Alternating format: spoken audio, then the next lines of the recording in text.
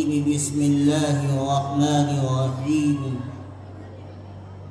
يا أيها الذين آمنوا اتقوا الله حق تقاته ولا تموتن إلا وأنتم مسلمون صدق الله العظيم. بہتر کرو آپ مائک کی آواز بہتر کریں، آواز کھینچ رہی ہے. اسٹیج پر تشریف فرما موقر علماء کرام، مہمانان عظام، ملت اسلامیہ کے محافظوں اور پاسبانوں اور کاشی کے غیور جوانوں اور مسلمانوں، سب سے پہلے میں سبھی حضرات سے ایک گزارش کروں گا کہ جہاں سے آوازیں آ رہی ہیں وہاں خاموشی ہو جائے. یہ بچیوں سے آواز آ رہی ہے، کوئی صاحب بچیوں کو خاموش کر دیں. اگر عورتوں کی طرف سے آواز آ رہی ہے پردے کے پیچھے سے، ان سے بھی درخواست ہے کہ وہ خاموش ہو جائیں. جب آواز آتی ہے تو نہ بات کرنے والے کو مزہ آتا ہے اور نہ بات سننے والے کو مزہ آتا ہے. ایک بات میں اپنے ان جوان بھائیوں سے کہوں گا، اللہ نے بڑی جوانی دی ہے، بیٹھ جائیں، برائے کرم بیٹھ جائیں. یاد رکھیے، ایک بات میں آپ کو بتلا دوں، بات شروع کرنے سے پہلے علماء کی موجودگی میں علماء نے لکھا ہے، فتاوی عالمگیری ایک کتاب ہے، اس کے اندر یہ بات موجود ہے کہ علم اور اہل علم کی بے قدری کرنا انسان کو کفر تک پہنچا دیتا ہے. جب بات قرآن اور حدیث کی ہو، جب بات اللہ اور رسول کی ہو، تو تمام مسلمانوں پر ذمہ داری بنتی ہے کہ وہ اللہ اور رسول کی بات، قرآن اور حدیث کی بات کو غور سے سنیں. لیکن مجھے افسوس ہوتا ہے کہ ہمارا جوان جب قرآن کی بات آتی ہے، حدیث کی بات آتی ہے، اللہ اور رسول کے نام کی بات آتی ہے، تو بے توجہی کا شکار بن جاتا ہے. میں صاف اور دو الفاظ میں کہہ دینا چاہتا ہوں، توجہ رہے بات کی طرف کہ اگر آپ قرآن اور حدیث کی بات کو بے توجہی سے سنیں گے، یاد رکھیے گا اس ثواب کے بجائے الٹا گناہ لے کر یہاں سے جائیں گے، اور علماء کے مطابق آپ کو یہ بات کفر کے حد تک پہنچا سکتی ہے. اس لیے جب کبھی بھی علم کی بات ہو، دین کی بات ہو، قرآن اور حدیث کی بات ہو، اللہ اور رسول کے نام کی بات ہو، تو توجہ کے ساتھ سننا چاہیے. اس کو پیار سے کھڑا کر دیں. میرے بھائیوں، ہم سب کا یہ عقیدہ ہے کہ ایک دن ہمیں اور آپ کو اس دنیا سے رخصت ہو کر جانا ہے.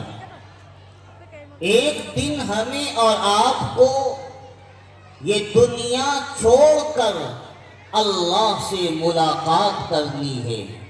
ایک دن ایسا آئے گا کہ ہم اور آپ اللہ کے سامنے حاضر ہوں گے، ہم اور آپ اللہ کے سامنے کھڑے ہوں گے. اللہ کے یہاں ہماری پیشی ہوگی اور تمام انسانوں کو اللہ کے دربار میں حاضر ہو کر سوال کا سامنا کرنا پڑے گا. اللہ جو ہم سے سوال کرے گا اس کے متعلق جواب دینا ہوگا. یہ ہر مسلمان کا عقیدہ ہے، اور اگر کسی مسلمان کا یہ عقیدہ نہ ہو، وہ مسلمان ہی نہیں ہو سکتا ہے، وہ مومن نہیں ہو سکتا. لیکن میرے بھائیوں، اللہ کے یہاں ہم سے کیا سوال ہوگا، اللہ کے یہاں ہم سے کس چیز کے بارے میں پوچھا جائے گا، اللہ کے یہاں ہم سے کیا پوچھ گچھ ہوگی، आकाए नामदार ताजदार मदीना शहनशाह बतहा मोहम्मद मुस्तफ़ा सल्लल्लाहु अलैहि वसल्लम ने साफ साफ बयान कर दिया। अल्लाह के रसूल सल्लल्लाहु अलैहि वसल्लम ने एक हदीस में साफ बयान फरमा दिया, ला तज़ूलु क़दमा बनी आदमा हत्ता युसअल अन अर्बईन। याद रखो, आदम से लेकर आखिरी इंसान तक की अल्लाह के दरबार से उस वक्त तक की कदम नहीं हटा सकेगा जब तक कि 4 चीजों के बारे में सवाल न हो जाए। अल्लाह के यहाँ हर इंसान से, हमसे भी और आपसे भी, काशी के गयूर जवानों से भी, मुसलमानों से भी, माओं से भी, बहनों से भी, औरतों से भी, मर्दों से भी, महल्लात में रहने वाले से भी, झोपड़ी में रहने वाले से भी, अमीर से भी और फकीर से भी अल्लाह के यहाँ 4 चीजों के बारे में सवाल होगा। जब अल्लाह के यहाँ सवाल होगा, हर इंसान को जवाब देना पड़ेगा। जवाब दिए बगैर मैदान महशर से, हिसाब और किताब की जगह से एक कदम भी नहीं हटा सकेगा। सवाल का पर्चा आउट, सवाल सबके सामने वाज़ेह है। अब हमें अपनी जिंदगी उन सवालों की रोशनी में गुजारनी है। जो इंसान उन सवालों के जवाब को तलाश करते हुए अपनी जिंदगी गुजारेगा, वो इस दुनिया में भी कामयाब रहेगा, आखिरत में भी सुरखरू होगा। और जिसने अपनी जिंदगी इन सवालों से हटकर गुजारी होगी, दुनिया और आखिरत दोनों जगह नाकामी का मुंह देखना पड़ेगा। पहला सवाल क्या होगा? तवज्जो रहे मेरी बात की तरफ। पहला सवाल होगा, अन उम्रिही फीमा अफना। ऐ इंसान, हमने तुम्हें जिंदगी दी थी। ऐ इंसान, हमने तुम्हें सांस लेने का मौका दिया था। ऐ इंसान, हमने तुम्हें बचपना दिया, हमने तुम्हें जवानी दी, हमने तुम्हें बुढ़ापा दिया, हमने तुम्हारी उम्र 50 साल से लेकर 70 साल तक कर दी। ऐ इंसान, बताओ ये जिंदगी कहाँ लगा कर आए हो, ये उम्र कहाँ खपा कर आए हो? हमने तुम्हें हयात मुस्तार दी थी, तुमने उस जिंदगी को कहाँ इस्तेमाल किया? अल्लाह के यहाँ सब लोगों से सवाल होगा। अल्लाह के यहाँ सवाल होगा, ऐ इंसान, हमने तुम्हें ज़बान दी थी ताकि तुम अल्लाह का जिक्र करो, कुरान की तिलावत करो। ऐ इंसान, हमने तुम्हें ज़बान दी थी ताकि तुम अल्लाह के कलाम को पढ़ सको। क्या तुमने अल्लाह के ज़बान, अपनी ज़बान से अल्लाह का जिक्र किया, या तुमने अपनी ज़बान से गाली बकी है, किसी पर इल्जाम लगाया है, किसी की गीबत की है, किसी पर बहतान लगाया है, इल्जाम तराशी की है? क्या तुमने इस ज़बान से गाली बकी है? क्या तुमने इस ज़बान से झूठ बोला है? अल्लाह के यहाँ सवाल होगा, ऐ इंसान, हमने तुम्हें हाथ दिए थे कि तुम किसी गरीब का सहारा बनो, किसी मजलूम की मदद करो, किसी बेवाओं का आसरा बनो। क्या तुमने इस हाथ से किसी मजलूम की मदद की थी, किसी गरीब का सहारा बने थे? या इन हाथों से तुमने गरीबों पर जुल्म सितम ढाया था, इन हाथों से तुमने कमजोरों को सताया था? कल अल्लाह के यहाँ सवाल होगा, ऐ इंसान, हमने तुम्हें पैर दिए थे कि तुम जाओ मस्जिदों की तरफ, जाकर अल्लाह का जिक्र करो, तुम जाओ इबादत खानों की तरफ, जाकर अल्लाह का जिक्र करो। क्या तुमने इन पैरों से चलकर शराब खानों में गए थे, फिल्मी अड्डों में गए थे, गुनाह के अड्डों में गए थे? क्या तुमने इन पैरों से चलकर मस्जिद को आबाद किया था? मेरी माँ और बहनों से भी सवाल होगा, तवज्जो रहे, मेरी माँ और बहनें भी सुन रही हैं। हमने तुम्हें औरत बनाया था, हमने तुम्हें घर की जीनत बनाया था, हमने तुम्हें घर की मलका बनाकर घर की चार दीवारी को आबाद करने का हुक्म दिया था। ऐ औरतों, ऐ मेरी माँ और बहनों, तुमसे अल्लाह के यहाँ सवाल होगा, क्या तुम बेपर्दा होकर सड़कों पर नाच رہی, بازاروں کی زینت بنتی رہی. کہ تم نے فاطمہ اور عائشہ کے شرم و حیا کے لباس کو اتار دیا. اے میری ماں اور بہنوں سے بھی سوال ہوگا کہ تم گھروں میں نہ رہ کر کے بازار کی زینت بنتی رہی, سڑکوں پر بغیر دوپٹے اور نقاب اور بغیر حجاب اور پردے کے گھومتی رہی. کل میری ماں اور بہنوں سے بھی سوال ہوگا کہ اللہ نے تمہیں گھر کی ملکہ بنایا تھا, گھر کی زینت بنایا تھا, تمہیں باپ کی عزت بنایا تھا, تمہیں بہن کی عزت بنایا تھا, تمہیں شوہر اور بیٹے کی آبرو بنایا تھا, تمہیں بازار میں گھومنے والا, برسرعام حسن کی نمائش کرنے والا نہیں بنایا تھا. بتا کہ تم نے اپنے گھروں کو آباد کیا تھا یا تم بازاروں کی زینت بنی تھی؟ اللہ سے سوال ہوگا. اللہ کے یہاں سوال یہ بھی ہوگا. توجہ رہے بچوں, خاموش ہو, بالکل خاموش. ارے کیا بات ہے, انہیں خاموش کرو بالکل.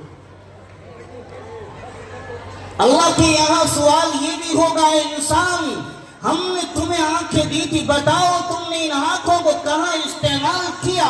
کہ تم نے ان آنکھوں سے اللہ کے قرآن کو دیکھا تھا, کہ تم نے ان آنکھوں سے اللہ کے قرآن کی تلاوت کو دیکھ کر کیا تھا, کہ تم نے ان آنکھوں سے اللہ کی وحدانیت اور اللہ کی قدرت کی نشانیوں کو دیکھا تھا, یا ان آنکھوں سے تم غیر محرموں کو دیکھ رہے تھے؟ کل اللہ کے یہاں سوال ہوگا ہم سے بھی اور آپ سے بھی.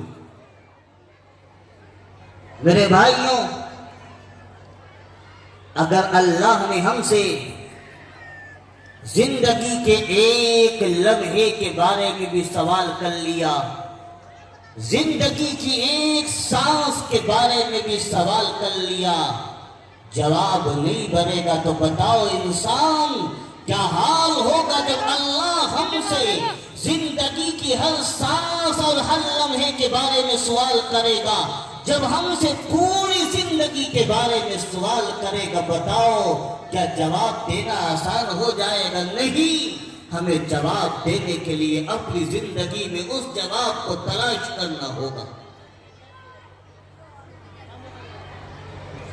اللہ کے یہاں دوسرا سوال ہوگا, وَعَنْ شَبَابِهِ فِيمَ أَبْلَاهُ. اے انسان ہم نے تمہیں جوانی دی تھی, تم نے جوانی کہاں سے لگائی, کہاں خرچ کی؟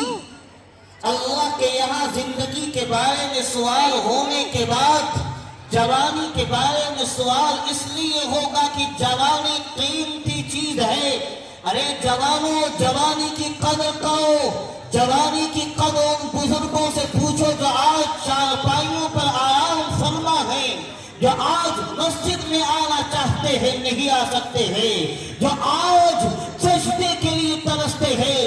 ارے جوانوں, اس جوانی کی قدر کرو, اس جوان کو, اس جوانی کو سڑکوں پارکوں میں نہ گزارو, اس جوانی کو شراب کے نشے میں برباد نہ کرو. آج جوان کے ہاتھ میں قرآن ہونا چاہیے تھا, جوان کے ہاتھ میں تسبیح ہونی چاہیے تھی. آج جوان کے ہاتھ میں شراب کا جام ہے, نشے کی بوتلیں ہیں, نشے کی پڑیاں ہیں. ایک جوان ہے صبح سے شام تک مزدوری کرتا ہے, کھیتی باڑی پر کام کرتا ہے, ٹھیلا لگاتا ہے, رکشہ چلاتا ہے, نوکری کرتا ہے, 4 پیسے کماتا ہے, بہت انتظار میں بیٹھا ہوتا ہے کہ میرا بیٹا آئے گا, دوائیاں منگاؤں گا. بیوی انتظار میں بیٹھی ہوتی ہے کہ میرا شوہر آئے گا, آج گھر کا چولہا جلے گا. بچے انتظار میں بیٹھے ہوتے ہیں کہ میرا باپ آئے گا, مٹھائیاں لے کر آئے گا. یہ جوان ہے, 4 پیسے کماتا ہے, شراب کی دکان پر جاتا ہے, شراب کا جام خریدتا ہے, نشے کی بوتل خریدتا ہے, اور نشے کی بوتل لے کر گھر آتا ہے, شراب پیتا ہے, ماں بہن کی تمیز کھو بیٹھتا ہے. کبھی اپنے باپ کو گالی دیتا ہے, اپنی ماں کو مارتا ہے, کبھی اپنی بہن سے بدتمیزی کرتا ہے, اور بسا اوقات اپنی بیوی کو 3 طلاق دے دیتا ہے. جب کے پاس آتا ہے، کسی امام کے پاس جاتا ہے اور جا کر کہتا ہے کہ مولانا صاحب ہم نے 3 طلاق دے دی ہے، نشے کی حالت میں دے دی ہے، اب کوئی راستہ بتلا دیجئے، کوئی مسئلہ نکال دیجئے۔ اب تو تیر کمان سے نکل چکا ہے، اب تو وہ گولی بندوق سے چل چکی ہے، اب پچھتانے کا کیا فائدہ؟ سنو جوانوں سنو، اگر تم نے شراب کی حالت میں بھی 3 طلاق دی ہو یا ہوش اور حواس کی حالت میں 3 طلاق دی ہو، وہ بیوی ہمیشہ ہمیش کے لیے شوہر کے لیے حرام ہو جاتی ہے۔ اگر 3 طلاق دینے کے بعد شوہر بیوی کے ساتھ رہتا ہے، یاد رکھنا زندگی بھر حرام کاری کرتے ہوئے، بدکاری کرتے ہوئے رہے گا، کبھی بھی حلال طریقے سے نہیں رہے گا۔ ارے جوانوں، جب تو شراب پی کر گھر میں آتا ہے، جب نشے میں مست ہو کر گھر پر آتا ہے، تیری بہن کسی کونے میں بیٹھ کر روتی ہوگی، تیری ماں آنچل میں آنسو پوچھتے ہوئے روتی ہوگی، اللہ کے سامنے گڑگڑاتی ہوگی، اللہ سے فریاد کرتی ہوگی، اے اللہ میرے بیٹے کو ہدایت دے دے۔ یاد رکھنا جب تیری ماں کی سسکیاں کلیجے سے نکلتی ہوگی، جب میں تیرے ماں کے دل سے آہ نکلتی ہوگی، وہ آسمان کے دروازوں کو چیرتے ہوئے، عرش الہی کو بھاؤتے ہوئے اللہ کے دربار میں پہنچ جاتی ہوگی، اور فرشتوں میں ہلچل مچی ہوتی ہوگی، آسمان پر کپ کپی تاری ہوتی ہوگی۔ آخر کون سا جوان ہے جو اپنی ماں کو رلا رہا ہے؟ ارے جوانوں، اگر تم اپنے ماں باپ کو رلا رہے ہو، یاد رکھنا نہ دنیا میں تم کامیاب ہو سکتے ہو، نہ آخرت میں تم فوز و فلاح پا سکتے ہو۔ اگر تمہیں دنیا اور آخرت میں کامیابی چاہیے، اپنے ماں باپ کو راضی کرنا ہوگا۔ میرے بھائیوں، اللہ کے رسول صلی اللہ علیہ وسلم نے فرمایا تھا کہ قیامت کے قریب ایک ایسا زمانہ آئے گا کہ لوگ شراب پئیں گے لیکن شراب کا نام بدل دیں گے۔ آج وہ دور آ چکا ہے، آج 1400 سال پہلے رسول اللہ صلی اللہ علیہ وسلم کی پیشن گوئی آج صادق اور سچی ہو رہی ہے۔ آج جوان شراب پیتا ہے، اس کا نام بھنگ رکھتا ہے، اس کا نام افیون رکھتا ہے، اس کا نام چرس رکھتا ہے۔ آج شراب کی نشے کی دوائیاں ہیں، نشے کے انجیکشن ہیں۔ آج جوان شراب کے نام پر نشے کی گولیاں پیتا کھاتا ہے، انجیکشن لگاتا ہے، نشہ آور چیز استعمال کرتا ہے، لیکن نام شراب نہیں، شراب کے علاوہ رکھ دیتا ہے۔ سنو سنو، میرے آقا نے کیا فرمایا؟ جس نے شراب کا ایک گھونٹ بھی پیا اور بغیر توبے کے مر گیا، اللہ کے رسول صلی اللہ علیہ وسلم نے فرمایا لن یجد عرف الجنہ، کہ وہ جنت کی خوشبو بھی نہیں پائے گا۔ جنت میں داخل ہونا تو دور کی بات ہے، جنت کی خوشبو بھی نہیں پائے گا۔ اور آقا نے فرمایا ہے جنت کی خوشبو 40 سال کی مسافت سے آتی ہے۔ اور سنو جوانوں، میری مراد جوانوں سے وہ ہیں جو آج 12 سال کے لڑکے ہیں، 15 سال کے بچے بھی آج شراب نشہ استعمال کر رہے ہیں۔ آقا نے فرمایا کہ یاد رکھنا جو دنیا میں شراب پیے گا، کل اللہ اسے جہنمیوں کا پیپ پلائے گا، جہنمیوں کا خون پلائے گا۔ اگر دنیا میں کوئی کہے کہ ذرا ایک گھونٹ پیپ یا خون پی لیجئے، ہمیں گھن محسوس ہوگی، تو اب ذرا بتلائیے آخرت کا وہ منظر جب جہنمیوں کا پیپ اتنا گندا ہوگا کہ لوگ بدبو سے دور بھاگ رہے ہوں گے، اور اللہ شراب پینے والے کو، نشہ کرنے والے کو، نشہ کا استعمال کرنے والوں کو اللہ جہنمیوں کا پیپ اور خون پلائے گا۔ تو بتاؤ انسان اس وقت کیا حال. میرے بھائیوں، جوانوں، اپنی جوانی کی قدر کرو.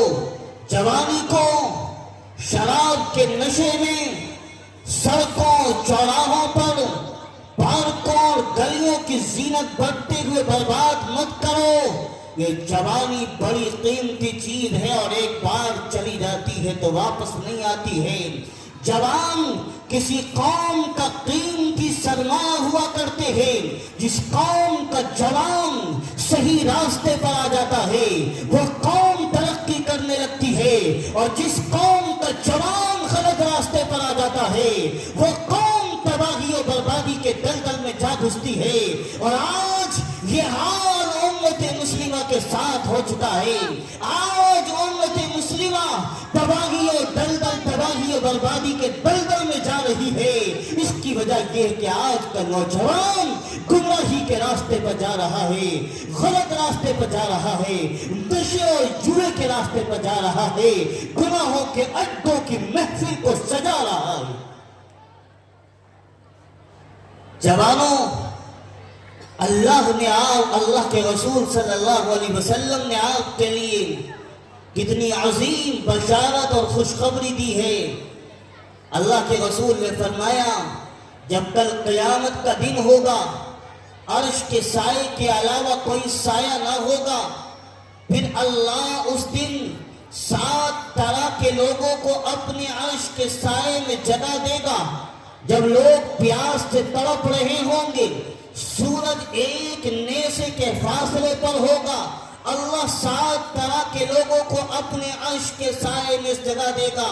ان میں سے ایک وہ جوان ہوگا. حدیث میں آتا ہے وَرَجُلٌ شَابٌ نَشَأَ فِي عِبَادَةِ رَبِّهِ.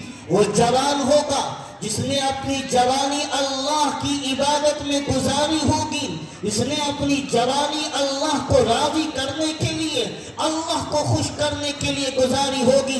کل اللہ روز محشر میں اسے بلائے گا اور اللہ اعزاز و اکرام کے ساتھ اس جوان کو بلائے گا اور اپنے عرش کے سائے میں جگہ دے گا اور کہے گا، اللہ کہے گا سارے انسانوں کو مخاطب کرتے ہوئے، یہ وہ جوان ہے جس نے اپنی جوانی مجھے راضی کرنے میں گزاری تھی. یہ وہ جوان ہے جس نے اپنی جوانی میری عبادت میں گزاری تھی. یہ وہ جوان ہے جس نے اپنی جوانی مجھے خوش کرنے کے لیے گزاری تھی. اس دن لوگ تمنا کریں گے، افسوس اس دن لوگ حسرت سے کہیں گے کاش کہ ہم نے بھی اپنی جوانی کو صحیح راستے میں استعمال کیا ہوتا تو آج ہمارا بھی اعزاز و استقبال ہوتا. لیکن دنیا میں کام کرنے کی جگہ ہے، آخرت میں پچھتانے اس کے علاوہ کوئی فائدہ نہیں. جوانوں، اللہ تعالیٰ تم سے خاص طور پر جوانی کے بارے میں پوچھے گا. وَعَنْ شَبَابِهِ فِيمَا أَبْلَاهُ. اے جوان، اپنی جوانی کہاں گزاری؟ آج کے جوان کے ہاتھ میں موبائل ہوتا ہے. ایک جوان وہ ہے جو نماز بھی پڑھتا ہے، ایک جوان وہ ہے جو علماء سے تعلق بھی رکھتا ہے، ایک جوان وہ ہے جو تبلیغی جماعت کے مشورے میں بھی بیٹھتا ہے. لیکن جب رات کا وقت ہوتا ہے، تنہائی کا وقت ہوتا ہے، ساری مخلوق سوئی ہوتی ہے، یہ جوان ہے اپنے ہاتھ میں موبائل لیتا ہے، سامنے غلط مناظر ہوتے ہیں، گندی تصویریں ہوتی ہے اور گانے چلتے ہوتے ہیں. جوان تو اس رات میں اللہ کو ناراض کر کر گزار رہا ہے.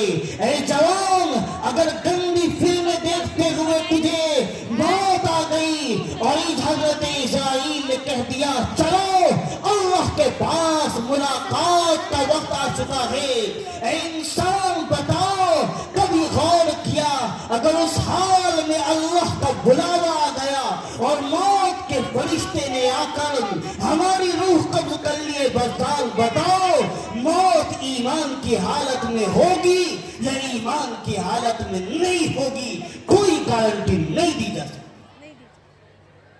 اللہ کے یہاں ہم سے پوچھا جائے گا یہ جوانی کی راتیں تم نے کس کام میں گزاری ہے؟ موبائل کے بیجا استعمال میں گزاری ہے یا رب کے سامنے گڑگڑاتے ہوئے گزاری ہے؟ میں بات کو مختصر کر رہا ہوں۔ اللہ کے یہاں پہلا سوال زندگی کے بارے میں، دوسرا سوال جوانی کے بارے میں، اور تیسرا سوال ہوگا وَعَنْ مَالِهِ مِنْ أَيْنَ اِكْتَسَبَهُ وَأَيْنَ أَنْفَقَهُ۔ اے انسان، یہ مال تو نے کہاں سے کمایا اور کہاں خرچ کیا؟ عام طور پر ہم یہ سمجھتے ہیں یہ مال ہمارے پاس ہے جو ہماری ملکیت ہے، یہ مال ہماری جاگیر اور جائیداد ہے، ہم جہاں سے چاہیں کمائیں اور جہاں چاہیں خرچ کریں۔ اے انسان، ایسا نہیں ہے، یہ مال اللہ کی ملکیت ہے، اللہ کی امانت ہے جو اللہ نے تیرے حوالے کی ہے۔ اس مال کو جائز طریقے سے کمانا ہے اور جائز طریقے پر خرچ کرنا ہے۔ ارے بچوں، پیچھے والے خاموش ہو جاؤ۔ انسان یہ سوچتا ہے ہم مال کو حلال طریقے سے کمائیں یا حرام طریقے سے کمائیں، اللہ کے یہاں ہم سے سوال نہیں ہوگا۔ یہ غلط بات ہے، غلط سوچ ہے۔ اللہ کے یہاں ایک پائی پائی کے بارے میں سوال ہوگا، یہ مال کہاں سے کمایا اور کہاں خرچ کیا۔ آج میں عام لوگوں کے حالات بتلا رہا ہوں، توجہ رہے۔ انسان یہ سوچتا ہے اگر ہم نے دھوکہ دے کر، جھوٹ بول کر، 2 نمبر کا مال بیچ کر اور غلط بیانی کر کے مال نہیں کمایا تو ہم مالدار نہیں بن سکیں گے، ہم مال نہیں کما سکیں گے۔ ارے انسان، یہ تیری غلط سوچ ہے۔ کیا وہ اللہ جو حرام طریقے پر مال دے سکتا ہے، کیا وہ اللہ حلال طریقے سے مال دینے پر قادر نہیں ہے؟ اصل بات یہ ہے کہ حدیث پاک میں آتا ہے، اللہ کے نبی فرماتے ہیں انا علی ظن عبدی، میں انسان کے گمان کے مطابق فیصلہ کرتا ہوں۔ جب انسان سوچتا ہے کہ حلال طریقے سے مال کمانا ہے، حرام کا ایک لقمہ پیٹ میں نہیں جانے دیں گے، تو اللہ حلال طریقے سے مال پہنچاتا ہے۔ اور جب انسان سوچ لیتا ہے کہ حرام طریقے سے مال کمانا ہے تو اللہ حرام طریقے سے اس کے پاس روزی پہنچاتا ہے، لیکن روزی اتنی ہی پہنچے گی جتنی اللہ نے ہمارے اور آپ کی پیدائش سے پہلے مقدر میں طے کر دی۔ جوانوں سنو، مسلمانوں توجہ کے ساتھ سنو، اللہ کے رسول صلی اللہ علیہ وسلم نے امانت داری کے ساتھ تجارت کرنے والے، امانت داری کے ساتھ کاروبار کرنے والے، دکان چلانے والے اور کھیتی باڑی کرنے والوں کے لیے کتنی بڑی خوشخبری سنائی ہے۔ فرمایا التاجر الامین مع النبیین والصدیقین، یاد رکھو امانت کرنے والے تاجر کو، امانت دار تاجر کو وہی مقام اللہ عطا فرمائے گا جو مقام انبیاء و صدیقین کو قیامت میں ملے گا۔ ذرا غور کرو جوانوں، کیا اللہ جب آخرت میں امانت داری کے ساتھ، سچائی کے ساتھ، دیانت داری کے ساتھ تجارت کرنے پر اجر عظیم عطا کر سکتا ہے، تو کیا وہ اللہ دنیا کے اندر امانت داری کے ساتھ تجارت کرنے پر اللہ تعالی ہماری تجارت کو فروغ نہیں دے سکتا، تجارت کو بڑھاوا نہیں دے سکتا، ہماری تجارت کو ترقی نہیں دے سکتا؟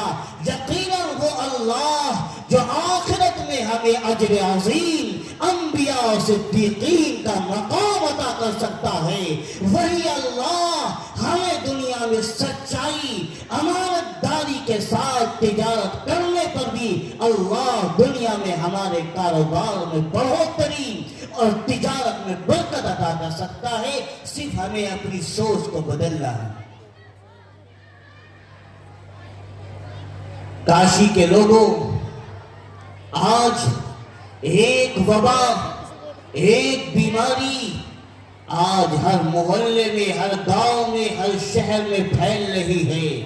کوئی محلہ، کوئی گاؤں اور کوئی قریہ، کوئی شہر اور کوئی بستی ایسی نہ ہو جہاں سود اور بیاج کی وبا اور سود کی بیماری پھیل نہ گئی ہو۔ آج سود امت مسلمہ کے جسم میں کینسر اور زہر کی طرح پھیل چکا ہے، امت مسلمہ کو تباہ و برباد کر رہا ہے، امت مسلمہ کو ہلاک و برباد کر رہا ہے۔ آج بیاج کی بیماری کینسر کی طرح امت مسلمہ کو اندر سے کھوکھلا اور برباد کر رہی ہے۔ آج میں بات بوانگ دوہر کہوں گا، صاف صاف کہنا چاہتا ہوں، آج باقاعدہ منصوبہ بند پلاننگ کے ساتھ، آج باقاعدہ منصوبہ بند پلاننگ کے ساتھ آج سود اور بیاج کو امت مسلمہ میں بڑھاوا دیا جا رہا ہے۔ آج کمپنیوں کے ایجنٹ، کمپنیوں کے دلال، آج سودا کرنے والے، بیاج پر پیسے دینے والے، قسط پر پیسے دینے والے ہمارے محلوں میں آتے ہیں اور مسلم محلے کو سود کی وبا کے اندر جھونک کر چلے جاتے ہیں۔ آج باضابطہ ایجنٹ اور دلال محلوں میں آتے ہیں، ایک مکان میں بیٹھ جاتے ہیں اور کہتے ہیں کہ ہم بیاج پر اور قسطوں پر پیسہ دیں گے، لیکن ضروری ہے کہ بیاج پر پیسہ لینے کے لیے مرد آئے، عورت نہ آئے، اور یہ شرط بھی لگا دیتے ہیں مرد نہ آئے عورت آئے، اور یہ شرط لگا دیتے ہیں کہ وہ عورت جوان ہو، 20 سال سے 50 سال کی ہو، بوڑھی نہ ہو۔ آپ نے کبھی غور کیا کہ اگر بیاج دینا مقصد ہوتا تو مرد کو دیا جاتا، مرد کماتا ہے، عورت کو بیاج دینے کا کیا مطلب ہے؟ توجہ رہو کاشی کے غیور جوانوں، سنو اور سنو عبرت کی نگاہ سے، سنو دل کے کانوں سے۔ وہ عورتوں کو، جوان خواتین کو اس لیے سود پر پیسہ دیا جاتا ہے، کل خدا نخواستہ اگر وقت مقررہ پر پیسے ادا نہ کیا جائے تو اس ہماری بہن کو، اس ہماری ماں کو، اس فاطمہ اور عائشہ کی بیٹی کو اپنی عصمت کو داغدار کر کر، اپنی ردائے عصمت کو داغدار کر کے، اپنے جسم کو بیچ کر، اپنی عزت کو فروخت کر کے اس کی قیمت ادا کرنی پڑتی ہے۔ ہائے ہائے وہ پیسہ کس کام کا جس سے ہماری عزت محفوظ نہ رہے۔ تمام مال، تمام پیسہ، تمام جائیداد، تمام زمین، تمام دنیا کی دولت، تمام خزانے تباہ و برباد ہو جائے، لیکن مسلمان عورت کی عزت پر آج نہیں آنی چاہیے۔ مسلمان عورت کی عزت محفوظ رہنی چاہیے۔ میرے بھائیوں، آج کل ان ظالموں اور لٹیروں اور ڈاکوؤں کا یہ حال ہے کہ اگر گھر پر باپ کی لاش پڑی ہے، باپ کا جنازہ پڑا ہے، وہ قسط وصول کرنے والا آتا ہے اور کہتا ہے کہ ہمیں قسط چاہیے، باپ کا جنازہ بعد میں اٹھے گا، ہمیں کوئی مطلب نہیں ہے کہ ماں اسپتال میں بھرتی ہے یا تیری باپ کا جنازہ پڑا ہوا ہے، ہمیں تو اپنی قسط چاہیے۔ کوئی اتنا ہمدرد نہیں ہے جو آپ کے ساتھ ہمدردی کر رہا ہو اور آپ کو کاروبار کے نام پر پیسے دے رہا ہو۔ جوانوں سنو، مسلمانوں سنو، کیا فرمایا اللہ کے رسول صلی اللہ علیہ وسلم نے؟ لعن رسول اللہ صلی اللہ علیہ وسلم آکل الربا وموکلہ وکاتبہ وشاہدیہ وقالہم صلاح۔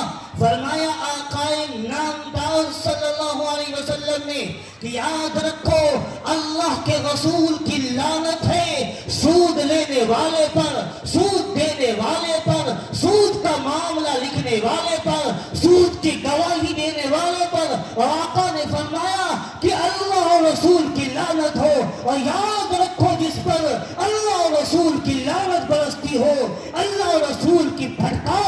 تبکتی ہو وہ آدمی دنیا میں کبھی کامیاب نہیں ہو سکتا ہے. ہمیشہ اس کے چہروں سے نحوست تبکتی ہوگی, ہمیشہ وہ ذلیل و تباہ و برباد ہو کر.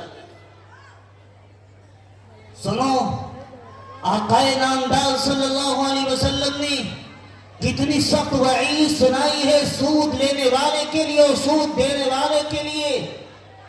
ذرا اپنے دلوں کو جگاؤ, ضمیر کو جگاؤ, احساسات کو بیدار کرو. آقا نامدار صلی اللہ علیہ وسلم نے فرمایا الربا 70 جزء ایسرها ان ينكح امه. فرمایا کہ سود کے اور بیاج کے 70 درجے ہیں. سب سے کم تر درجہ یہ ہے کہ آدمی اپنی ماں سے زنا کرے, اپنی ماں سے منہ کالا کرے. ایک آدمی نماز نہ پڑھتا ہو, ایک آدمی روزہ نہ رکھتا ہو, ایک آدمی زکوٰۃ نہ دیتا ہو, ایک آدمی شراب پیتا ہو, چوری کرتا ہو, قتل کرتا ہو, ڈاکہ ڈالتا ہو, لیکن جب ماں کی طرف آتا ہے تو آدمی عصمت کے ساتھ نگاہ اٹھاتا ہے, ماں کی طرف غلط نگاہ نہیں اٹھاتا ہے. لیکن میرے آقا نے فرمایا ہے سود لینے والا, سود دینے والا, سود کا کاروبار کرنے والا, بیاج پر پیسہ لینے اور دینے والا اپنی ماں کے ساتھ زنا کرنے والے کی طرح ہے.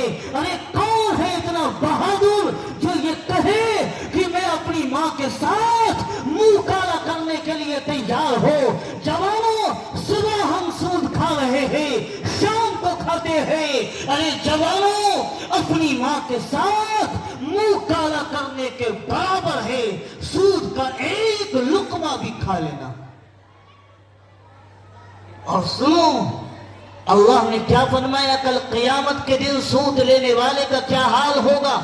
فرمایا الذين يأكلون الربا لا يقومون إلا كما يقوم الذي يتخبطه الشيطان من المس. فرمایا کل قیامت کے دن سود لینے والے اور سود دینے والے کل قیامت کے دن پاگل اور دیوانے بن کر کھڑے ہوں گے. ہر ایک سمجھ جائے گا کہ اس نے دنیا میں سود کا لین دین کیا تھا, سود کا کاروبار کیا تھا. اور سود کے بارے میں آخری بات بتلانا چاہتا ہوں, توجہ سے سنیے گا. اللہ نے سودی کاروبار کرنے والے کے لیے اور سود کا معاملہ کرنے والے کے لیے اور سود سے باز نہ آنے والے کے لیے جنگ کا اعلان کیا ہے. اللہ نے کہا جو سود سے باز نہیں آتے ہیں سنیں فَإِن لَمْ تَفْعَلُوا فَأْذَنُوا بِحَرْبٍ مِّنَ اللَّهِ وَرَسُولِهِ. اگر سود سے باز نہیں آؤ گے تو یاد رکھنا اللہ کی طرف سے اعلان جنگ ہے, رسول کی طرف سے اعلان جنگ ہے.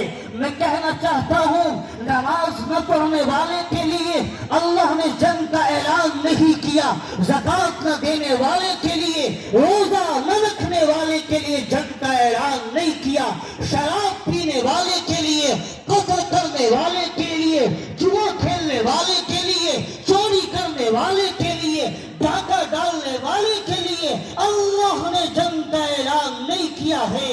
لیکن جب باری آتی ہے سود کی, جب باری آتی ہے بیاج کی, اللہ کا غضب جوش میں آتا ہے اور اللہ کہتا ہے کہ یاد رکھو اب صلح کا موقع نہیں ہے, اب سمجھوتے کا موقع نہیں ہے. میری طرف سے اعلان جنگ ہے, میرے رسول کی طرف سے جنگ کی دعوت ہے. جوانوں, فرعون نے اللہ سے مقابلہ کیا, تباہ و برباد ہو گیا. شداد قارون اور ہارون نے, قارون اور حامان نے اللہ سے مقابلہ کیا, تباہ و برباد ہو گئے. بتاؤ ہم میں سے کون سا ایسا بہادر ہے جو یہ کہے کہ ہم میں اللہ سے مقابلے کی طاقت ہے. جوانوں, سود لینے والے, سود دینے والے کان کھول کر سن لیں کہ وہ سود کا جب معاملہ کرتے ہیں وہ اللہ سے جنگ کا اعلان کرتے ہوتے ہیں, اللہ سے جنگ کی دعوت دیتے ہوتے ہیں. اس لیے میرے بھائیوں, ہم عہد کریں کہ ایک وقت کھانا کھائیں لیں گے، ایک وقت پیٹ پر پتھر باندھ لیں گے، ایک وقت کھانا کھائیں گے، ایک وقت فاقہ کریں گے، شادیوں میں پرانے کپڑے پہن لیں گے، عید کے موقع پر نئے کپڑے نہیں بنائیں گے، لیکن عہد کریں ہم کہ سود کا ایک لقمہ، حرام کا ایک لقمہ، ناجائز ایک لقمہ نہ خود اپنے پیٹ میں جانے دیں گے، نہ اپنی اولاد کے پیٹ میں جانے دیں گے۔ اللہ کے یہاں سوال یہ بھی ہوگا وَأَيْنَ أَنفَقَهُ، اے انسان یہ مال تم نے کہاں خرچ کیا؟ ہم یہ سوچتے ہیں کہ یہ مال ہماری ملکیت ہے، ہم چاہیں حلال راستے میں خرچ کریں یا حرام راستے میں خرچ کریں، یاد رکھو اگر حرام جگہوں پر مال خرچ کیا اللہ کے یہاں ہم سے سوال ہوگا کہ یہ مال تم نے گناہ کے راستوں پر خرچ کیا تھا یا تم نے کسی مدرسے اور مسجد کی امداد میں کسی غریب اور بے سہارا کی مدد میں خرچ کیا تھا۔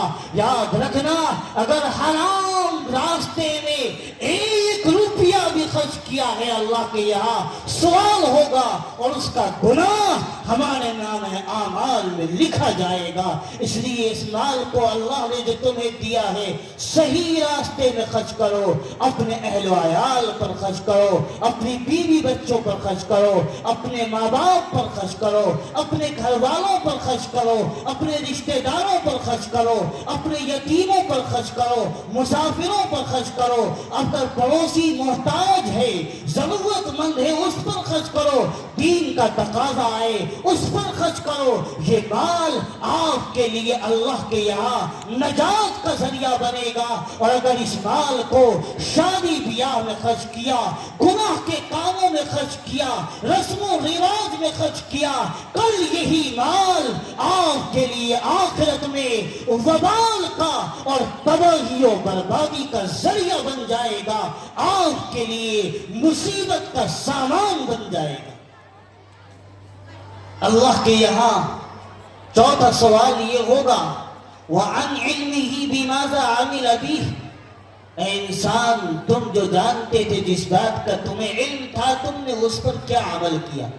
ایک بات میں یہاں پر آپ حضرات کی غلط فہمی دور کرتا چلوں، ہم یہ سوچتے ہیں کہ ساری باتوں کا علم تو علماء کے پاس ہوتا ہے، حفاظ کے پاس ہوتا ہے، ہمیں تو کسی بات کا علم نہیں ہے، اس لیے عمل کرنے کے تعلق سے ہم سے سوال نہیں ہوگا۔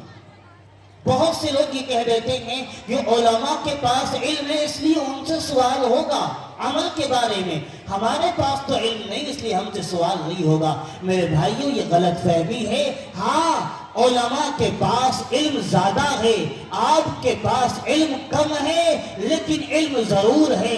کون نہیں جانتا ہے کہ 5 وقت کی نمازیں فرض ہے؟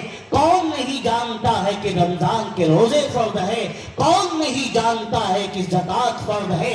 کون نہیں جانتا ہے کہ شراب حرام ہے؟ کون نہیں جانتا ہے جھوٹ، غیبت، بہتان تراشی، الزام تراشی، غیبت، گالی دینا، کسی کا دل دکھانا حرام ہے؟ ابھی جو آپ نے باتیں سنی آپ کو علم ہو گیا ہے، اللہ کے یہاں سوال ہوگا انسان بتاؤ تمہیں جن باتوں کا علم تھا تم نے اس پر کتنا عمل کیا ہے؟ جن باتوں کو تم جانتے تھے تم اس پر عمل کر کے آئے ہو یا نہیں آئے ہو؟ ہم دامن نہیں چھڑا سکتے کہ ہمیں تو معلوم نہیں تھا۔ یاد رکھیے ہر مسلمان کے لیے جو بالغ ہو، عاقل ہو، اس کے لیے جو آزاد ہو، علم کو حاصل کرنا فرض کفایہ ہے، ضروری ہے۔ جتنے علم کو دین میں ضرورت پڑتی ہو اس کے لیے فرض ہے۔ آج ہم یہ بہانہ کرنا چاہیں کہ ہمیں علم نہیں ہے اس لیے ہم سے غلط کام ہو گیا، یہ کوئی عذر اللہ کے یہاں چلنے والا نہیں ہے۔ ہماری ذمہ داری ہے کہ ہم خود علم سیکھیں، ہم اپنے بچوں کو علم سکھائیں۔ اور آخری بات میں کہنا چاہوں گا، یاد رکھیے جو قوم ترقی کرنا چاہتی ہے، جو قوم بلندیوں پر جانا چاہتی ہے، جو قوم حکمرانی کرنا چاہتی ہے، جو قوم سرداری کرنا چاہتی ہے، اس قوم کے بچے تعلیم کے زیور سے آراستہ آراستہ ہوتے ہیں، اس قوم کے نونہال تعلیم اور علم کی دوڑ میں آگے ہوتے ہیں، اور جو قوم بدحالی کا شکار ہوتی ہے، جو قوم تباہ و برباد ہو جاتی ہے، وہ قوم جو اپنے نونہالوں کو، اپنی نئی نسل کو علم سے آشنا نہیں کرتی ہے۔ میرے بھائیوں، آج یہ حال امت مسلمہ کے ساتھ ہو رہا ہے۔ آج ہر جگہ ہماری تباہی کے داستانے ہیں، آج ہر جگہ ہماری بدحالی کے چرچے ہیں۔ ہم کہہ دیتے ہیں آج عدالت کے اندر ان کے جج ہیں، آج ہم کہہ دیتے ہیں کہ آج پولیس افسران ان کے ہیں، ہم کہہ دیتے ہیں وکلاء ان کے ہیں، ہم کہتے ہیں کہ ڈاکٹر ہمارے پاس نہیں ہے۔ کیوں نہیں ہے؟ کیونکہ ہم نے تعلیم کے اہمیت کو نہیں سمجھا، ہم نے علم کے مقام و مرتبے کو نہیں سمجھا۔ جنہوں نے سمجھا انہوں نے 100 سال محنت کی ہے، اس لیے آج چپراسی سے لے کر سپریم کورٹ کے جج تک ان کے افراد بیٹھے ہوئے ہیں۔ آج مسلمان نے تعلیم کی اہمیت کو نہیں سمجھا، علم کے مقام کو نہیں سمجھا، اس لیے ہماری کوئی ترجمانی کرنے والا موجود نہیں ہے، ہماری آواز اٹھانے والا موجود نہیں ہے، ہمارے حقوق کا مطالبہ کرنے والا موجود نہیں ہے۔ یاد رکھیے، اس ہندوستان کے اندر اگر ہم سر اونچا کر کے جینا چاہتے ہیں، اس ہندوستان کے اندر ہم بلندی کے ساتھ، عزت کے ساتھ، فخر کے ساتھ جینا چاہتے ہیں، ہمیں اپنے تعلیمی نظام کو بہتر کرنا ہوگا، اپنے نونہالوں کو علم کے زیور سے آراستہ کرنا ہوگا۔ انشاءاللہ پھر وہ دن دور نہیں ہوگا جب عزت کا ڈنکا بجے گا، جب شہرت کا ڈنکا بجے گا، جب ہر طرف نیک نامی کے چرچے ہوں گے، اور ہماری ہی حکمرانی اور ہماری ہی عزت اور رفعت و بلندی ہوگی۔ تو میں نے آپ کے سامنے حدیث پاک پڑھی، اس میں اللہ کے رسول صلی اللہ علیہ وسلم نے فرمایا کہ اللہ کے یہاں 4 چیزوں کے بارے میں سوال ہوگا، زندگی کے بارے میں سوال ہوگا، جوانی کے بارے میں سوال ہوگا، اور مال کے بارے میں ہوگا کہ مال کہاں سے کمایا اور کہاں خرچ کیا، اور علم کے بارے میں سوال ہوگا کہ کتنے علم پر تم نے عمل کیا۔ اگر ہم نے زندگی میں 4 چیزوں کے جواب، 4 سوالوں کے جواب تلاش کر لیے، آخرت میں انشاءاللہ سرخرو ہو جائیں گے، اور اگر خدا نخواستہ اپنی زندگی ان سوالوں کے مطابق نہیں گزاری تو اللہ کے یہاں ساری مخلوق کے سامنے ہمیں شرمندہ ہونا پڑے گا۔ میں نے 3 باتوں کی طرف خاص طور پر توجہ دلائی ہے۔ نمبر 1، اپنے جوانوں سے کہا میں نے کہ آپ شراب اور نشے سے دور رکھے رہے، یہ آپ کی جوانی کو، آپ کی زندگی کو برباد کر رہا ہے، اور سود کی بیماری سے دور رہیں، پیاز کی وبا سے دور رہیں، یہ ہمارے معاشرے کو اندر سے کھوکھلا کر رہا ہے، یہ زہر کی طرح ہمارے جسم کو اندر سے تباہ و برباد کر رہا ہے۔ اور ایک بات میں نے اپنی ماں بہنوں سے شروع میں کہی تھی، اللہ نے آپ کو گھر کی ملکہ بنایا ہے، آپ کو اپنے باپ، اپنے بھائی، اپنے شوہر کی عزت بنایا ہے، آپ اس کو سڑکوں پر برسر عام شرمندہ نہ کیجیے، آپ چوراہوں پر، آپ پارکوں میں، آپ بازاروں میں اپنے حسن کی نمائش نہ کریں، اس پردے کا اہتمام کریں، اس شرم اور حیا کے جنازے کو نہ نکالیں جو آپ کو فاطمہ اور عائشہ دے کر گئی ہیں۔ آج میں آخری بات کہنا چاہ رہا ہوں، وقت ہو رہا ہے، میں اپنی ماں اور بہنوں سے آخری بات کہہ رہا ہوں، توجہ سے سنیں، میری مائیں سنیں، میری بہنیں سنیں، اما عائشہ صدیقہ رضی اللہ تعالی عنہ ہم سب کی ماں ہیں، حضور کی بیوی ہیں، اور جس کمرے میں اما عائشہ رہتی تھی اسی کمرے میں حضرت نبی پاک صلی اللہ علیہ وسلم کی قبر تھی، اسی کمرے میں حضرت ابو بکر کی قبر ہے، اور اسی کمرے میں حضرت عمر فاروق کی قبر مبارک ہے۔ اما عائشہ کہتی ہیں کہ جب تک میرے نبی اور میرے ابا صدیق اکبر کی قبر تھی میں بغیر دوپٹے اور نقاب کے اپنے حجرے میں چلی جاتی تھی، لیکن جس دن سے عمر فاروق میرے کمرے میں دفن ہوئے ہیں میں بغیر دوپٹے اور نقاب کے اپنے حجرے میں نہیں جاتی ہوں۔ ارے میری ماں اور بہنوں، آپ اسی عائشہ کی بیٹی ہو جو قبر میں مدفون عمر سے بھی پردہ کر رہی ہے، اور ہم ہیں عائشہ کی بیٹی ہیں، اپنے حسن کو زندوں کے سامنے بازار میں نیلام کر رہے ہیں۔ اور سنو حضرت فاطمہ کا واقعہ، حضرت فاطمہ کی جب وفات کا وقت قریب آتا ہے اپنے شوہر حضرت علی کو بلاتی ہے اور کہتی ہے میری آخری وصیت سنو، جب میرا جنازہ لے کر چلنا تو رات کے اندھیرے میں لے کر چلنا، دن کے اجالے میں لے کر نہ چلنا۔